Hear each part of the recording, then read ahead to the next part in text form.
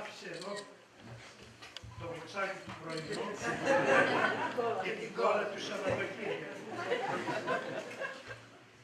Κύριε Δήμαρχε, κύριε Αντιδήμαρχε, αγαπητοί συνάδελφοι, αγαπητοί φίλοι, αγαπητοί φοιτητές και φοιτήτριες,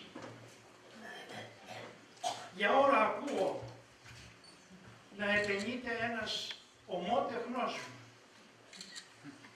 Τυχαίνει να έχει το ίδιο όνομα με μένα.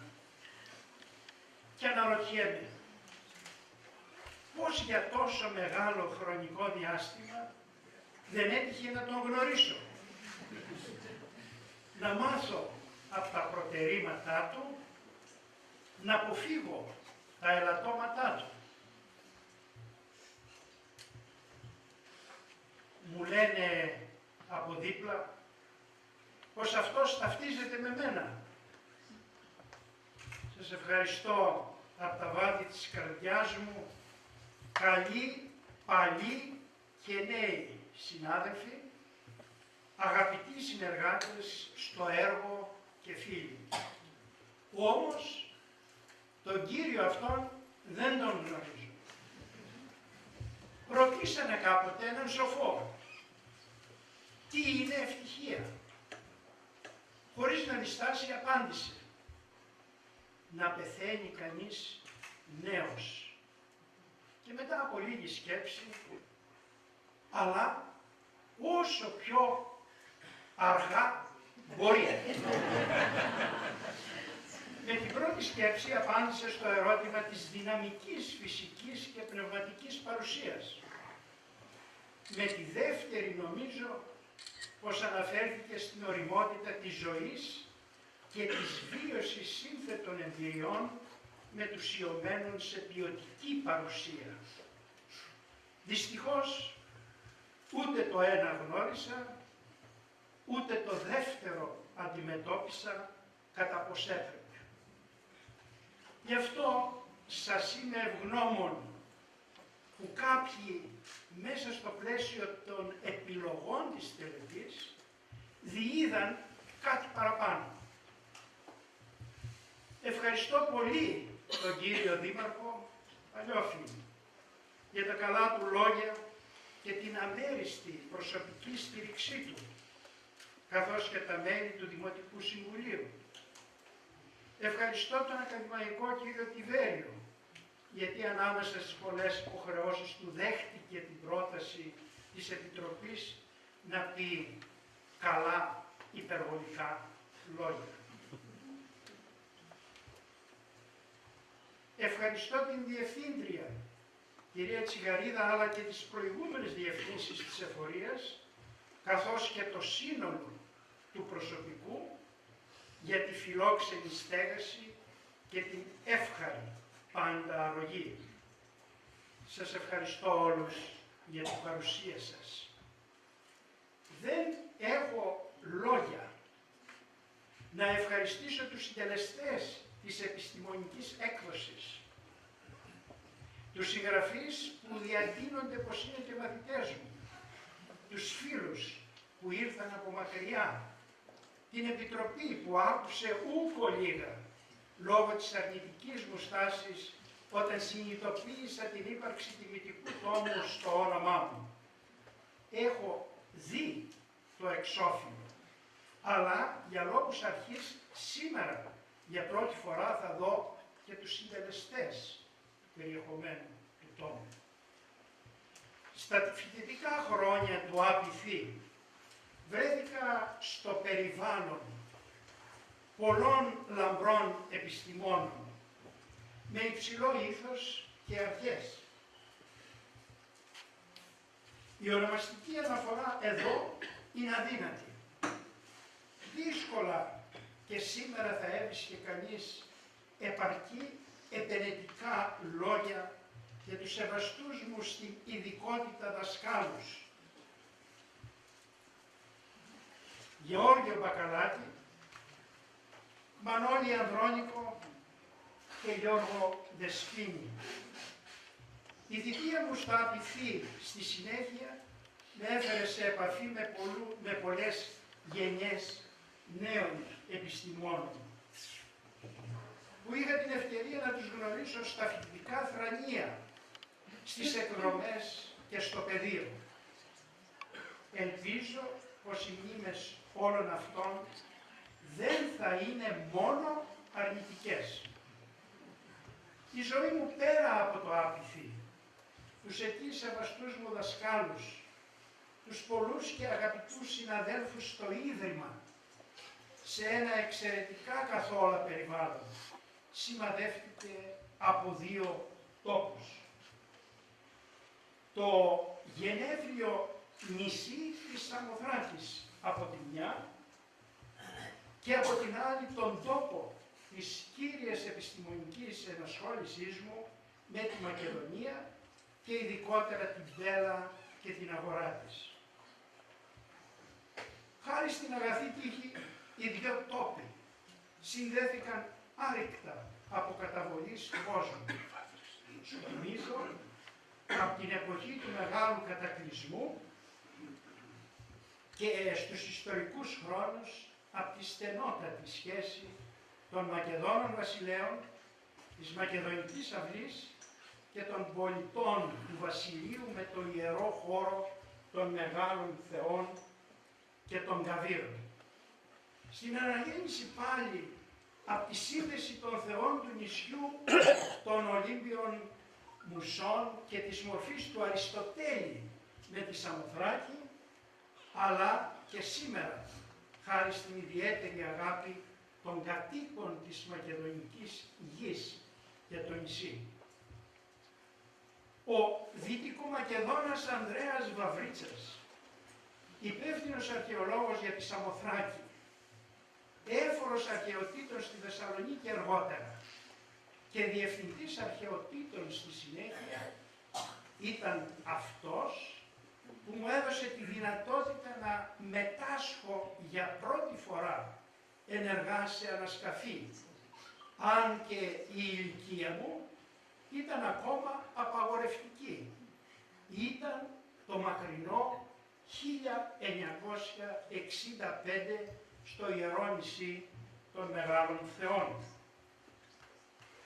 Η Μαρία Σιγανίδου, γέννημα θρέμα της Μακεδονίας και της Θεσσαλονίκης ειδικότερα, ήταν αυτή που με καθήλωσε με την εμπιστοσύνη της στην Πέλα, στη δεύτερη πρωτεύουσα των Μακεδόνων. Μου άνοιξε το δρόμο στο στήσιμο της πανεπιστημιακής ανασκαφής στην αγορά της, όπου πλήθος παλιών και νέων φίλων, σειρές φοιτητών και φοιτητριών, μοιράστηκαν την αγάπη τους, τον έρωτα για το έργο, τις διαχρονικές μνήμες με τον τόπο ως σήμερα, αλλά και τη χαρά της επαφής με το αρχαίο μνημείο. Για μεγάλο χρονικό διάστημα, πλήθος εκδηλώσεων, σημαντικών εορτών και απλών εκδρομών παλιότερα και σήμερα αφήνουν πάντα τις καλύτερες των εντυπώσεων. Η παρουσία των μεγάλων θεών στην Πέλα πιστοποιείται από αναθηματική επιγραφή στην όψη ορθογώνιας μαρμάρινης βάσης αγαλματίων που εκτίθενται σε παρακείμενη αίθουσα αυτού του μουσείου. Κράτων κρατέρου μάγνης από μεάνδρου, θεής μεγάλης ευχήν, διαβάζουμε. Για τη σχέση αυτή Μακεδονικού Βασιλείου και Σαμοθράκης, θα μου επιτρέψετε για λίγα λεπτά να σας απασχολήσω στη σύντομη αυτή αντιφώνηση. Άλλωστε, οι τρεις κορυφαίες μορφές του Μακεδονικού Βασιλείου, ο Φίλιππος και ο Αλέξανδρος, καθώς και η Ολυμπιάδα, η σύζυγος του Φιλίππου και μητέρα του Αλεξάνδρου, σύμφωνα με τις γραπτές πηγές και τα αρχαιολογικά ευρήματα, συνδέθηκαν στενά με το νησί, την Σάμον, την Ενθραϊκή Από την αρχαιότητα ακόμα εκτιμήθηκε πως η Ευρώπη δεν ανέδειξε άλλον μεγαλύτερον άνδρα από τον Φίλιππο, τον γιο του Αμίντου, από την Πέρα. Η παραπάνω επιτομή του διαμετρήματος της προσωπικότητας του Φιλίππου του Δευτέρου από το Θεόπουλο δεν εμπεριέχει καμιά υπερβολή. Πράγματι, κατά τη δήλωση του ιστορικού Απόσπασμα 27, μηδέποτε την Ευρώπη ενηνοχαίνεται ούτων άνδρα παράβαν ίον τον αμύντου Φίλιππο. Είναι γνωστό πως η βασιλεία του Φιλίππου σημάδεψε το τέλος της κλασικής εποχής στον αρχαίο κόσμο και οι αποφάσεις του προανήγγυλαν την αρχή μιας άλλης. Οι Ελλήνες καθόρισαν την οικουμενική προσέγγιση της μακεδονικής πολιτικής, σηματοδότησαν το ουσιαστικό περιεχόμενο της ελληνιστικής περίοδου και διαμόρφωσαν τον κοσμοπολιτισμό των επερχόμενων γενεών. Τιμάται λοιπόν και σήμερα ο Φίλιππος ο Αμίντου ως μέγας οργανωτής, ως λαμπρός στρατηγός, ως επιδεξιότατος πολιτικός και διπλωμάτης. Δίκαια από πολλούς θεωρήθηκε ο μεγαλύτερος βασιλιάς που ανέδειξε η μακεδονική γη.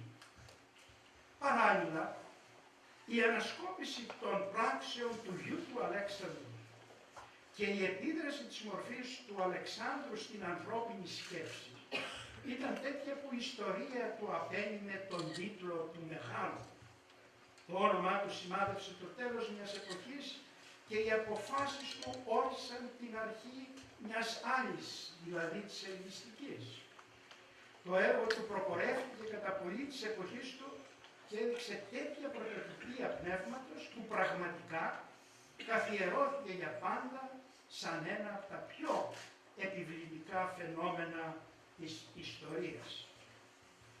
Η μορφή της Ολυμπιάδας συζύγου του Φιλίππου και μητέρας του Αλεξάνδρου σημάδεψε πατέρα και γιο από τη μέρα της γνωριμίας της με τον πρώτο στον ιερόστατο χώρο στις υπόρειες του δριοσκεπούς Σάου, στον ιερό χώρο δηλαδή της Σαμοθράκης.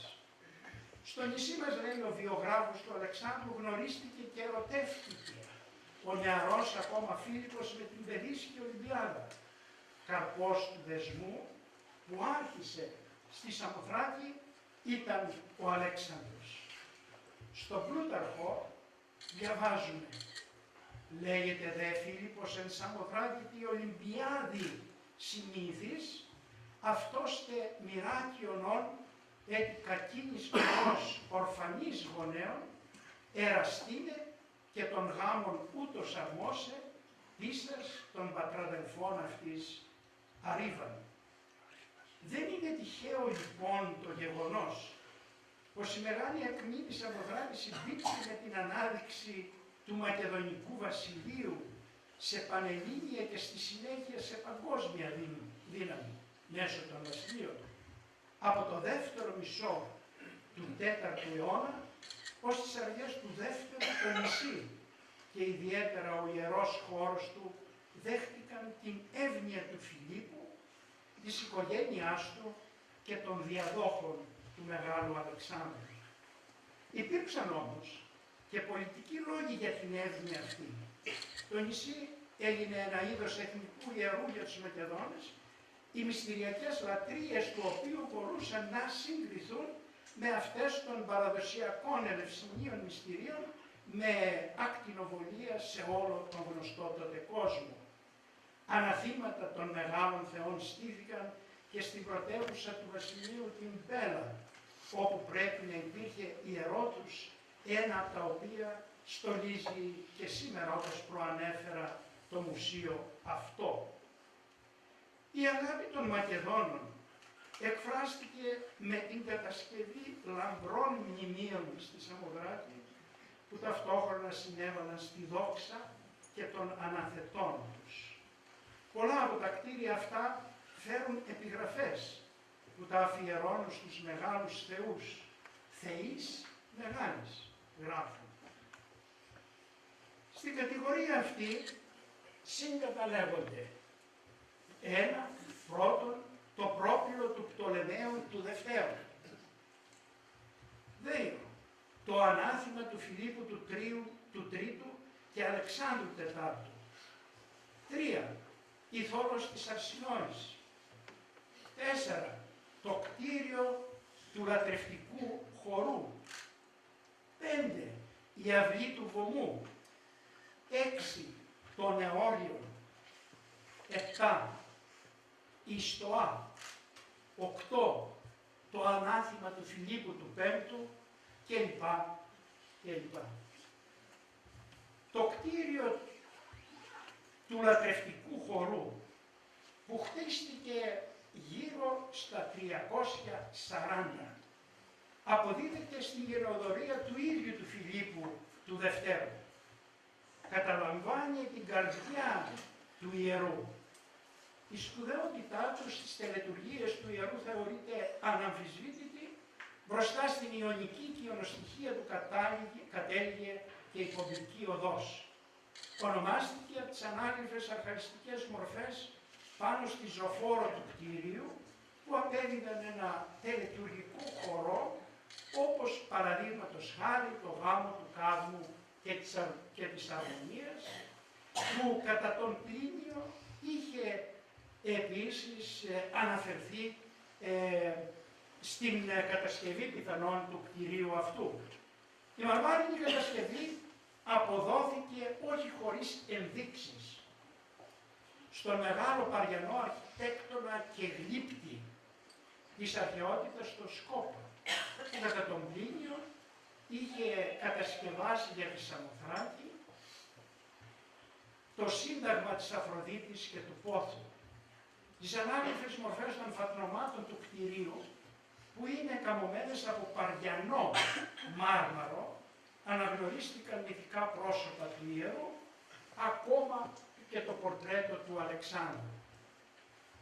Η αυλή του βωμού, αφιερωμένη σύμφωνα με την κρατούσα ανάγνωση της αναθηματικής επιγραφής από τον ετεροθαλή αδελφό και διάδοχο του Μεγάλου Αλεξάνδρου, Φίλιππο τον Τρίτο Αριδαίο, γύρω στα 340-330 π.Χ. περιέκτηκε ένα τεράστιο βωμό στο εσωτερικό του. Ένα δωρικό κτίριο στον Ανατολικό Λόφο, χτισμένο μεταξύ του 323 και του 317 π.Χ.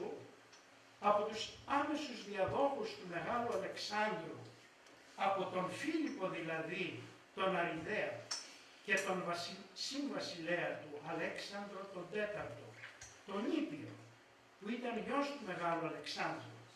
Η επιγραφή πάνω στο επιστήλιο του ευκτηρίου οίκου γράφει Βασιλής, Φίλιππος, Αλέξανδρος, Θεής Μεγάλης. Η θόλος της Αρσινόης μεταξύ του 287 και του 281 ή λίγο μετά, ανάθημα της Αρσινόης συζύγου του Λυσιμάχου, που υπήρξε στρατηγός του Μεγάλου Αλεξάνδρου και μετέπειτα βασιλιάς της Θράκης.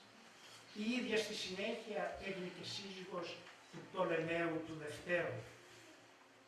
Η θόλος, απογυμνωμένη σήμερα από το γέμισμα των θεμελιών της, ορθώνεται επιβλητικά στη γύρω περιοχή και δίνει το μέτρο του αρχικού μεγαλείου. Η διάμετρός της ξεπερνά τα 20 μέτρα, το μεγαλύτερο σε διάμετρο οικοδόμημα χωρίς εσωτερική στήριξη, δωρική στην εξωτερική της δομή, με κορινθιακούς ημικίονες εσωτερικά.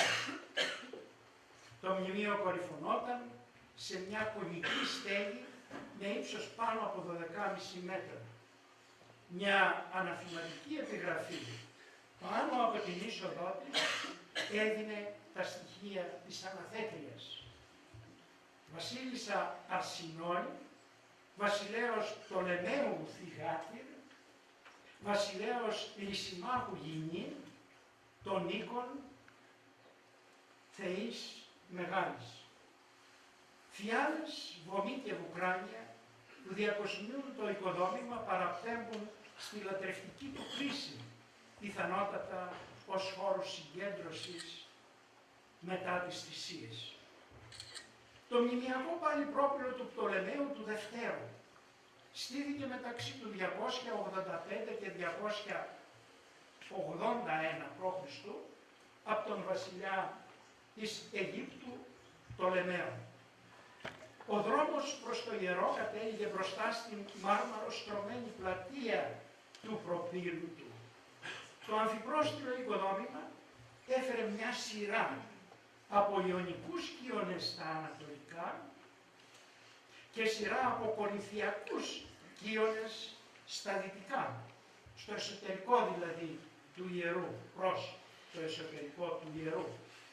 Πάνω από τις κοιονοστοιχίες των δύο πλευρών χαράχτηκε 2 φορές η επιγραφή Βασιλεύς Πτολεμαίος, Πτολεμαίου και Βερενίκης, Σωτήρων θεής μεγάλης. Αναφέρεται δηλαδή στον αναθέτη τον Πτολεμαίο τον δεύτερο, τον γιο του Πτολεμαίου του πρώτου, που υπήρξε στρατηγός του Μεγάλου Αλεξάνδρου και της Βερενίκης, γόνων της Μακεδονίας και ηγεμόνων της Αιγύπτου στη συνέχεια. Στον βασιλιά Αντίγονο Γονατά αποδίδονται 2 τουλάχιστον οικοδομήματα και χρονολογούνται μεταξύ του 270 και 250 π.Χ. Και αυτά είναι μια τεράστια στοά πάνω από 100 μέτρα μήκος για την εξυπηρέτηση του πλήθους των επισκεπτών και ένα νεόριον για τη στέγαση ενός πιθανότατα πολεμικού πλοίου οπωσδήποτε μετά από μια ναυτική νίκη. Εκτός από τα μνημιακά αυτά οικοδομήματα της γενιάς των Μακεδόνων, στήθηκαν στον ιερό χώρο και αναθήματα βασιλέων ή προς τιμήν των βασιλέων. Ανάμεσά τους εξέχουσα θέση κατήχε το χαμένο σήμερα, κολοσσικό όμως χάλκινο άγαλμα του βασιλιά της Μακεδονίας Φιλίππου του Πέμπτου, που μαζί με τον δωρικό του Κύωνα, πάνω στον οποίο στηριζόταν, αφιερώθηκε από τους Μακεδόνες γύρω στο 200 π.Χ. Η Σαμοθράκη διαδραματίστηκε και η τελευταία πράξη δυστυχώς κατάλυσης του μακεδονικού κράτους. Εδώ κατέφυγε μετά την ήττα του στην Πύδνα το 168-7 και τελικά συνελήφθη με την οικογένειά του από τους Ρωμαίους, ο τελευταίος Μακεδόνας βασιλιάς, ο Περσεύς. Η λατρεία των μεγάλων θεών, όπως διαμορφώθηκε από τα κλασικά χρόνια, απέκτησε μειούσα παγκοσμιότητα, καθώς συναντούμε σε αυτή το ιδεώδες της ισότητας απέναντι στο θείο. Μόνο εδώ γίνονταν όλοι αποδεκτοί. Μόνο εδώ μπορούσαν να μοιηθούν ταυτόχρονα άνδρες, γυναίκες και παιδιά. Μόνο εδώ ελεύθεροι και δούλοι ανεξάρτητα εθνικής προέλευσης στην ελληνική περιοχή ή κοινωνικής τάξης εξισώνονταν μεταξύ τους. Άλλωστε, στην πορεία τους στην Ανατολή, οι Μακεδόνες του Φιλίππου και του Αλεξάνδρου και οι λοιποί Έλληνες διακήρυξαν κατά την άποψη του μεγάλου ιστορικού Τάρου πως όλοι οι άνθρωποι είναι τέκνα ενός Θεού, υποστήριξαν δηλαδή σε σχήμα υπερβολής, σε παγκόσμια κλίμακα, την προημότερη έκφραση της αδελφοποίησης των λαών της γης. Κυρίες και κύριοι, αν και η παρουσίασή μου αυτή ήταν σκιαγραφική, νομίζω πως η σχέση της Πέλας, της Μακεδονικής δυναστείας και των διαδόχων με την Σαμοθράκη αναδείχθηκε έστω και αποσπασματικά στο πλαίσιο αυτής της αντιφώνησης. Τα θρύψαλα κρυστάλλων της γνώσης που στροβήριζαν κατά πάνω μου στην αρχή ήταν πηχτές νυφάδες της πρώιμης νιώτης, θολές και κρύες αρχικά. Ραπίσανε το χρόνο, λιώνοντας τον βλαδαρό χειλό τους και σπρώξανε ζερβά, δείξαν τα πλάνα νύχια τους στα δεξιά, τα πλέδια νέα να ξεθάψουν από την ψυχή του καρπισμένου δέντρου, ώστε τελικά σκέψεις, έργα και πεθυμιές μου αντάμα απλώθηκαν της προβολής στο κάτασπρο θαμπό πανί, ώστε να μοιραστώ με εσάς τα νέα. Σας ευχαριστώ όλους από καρδιά.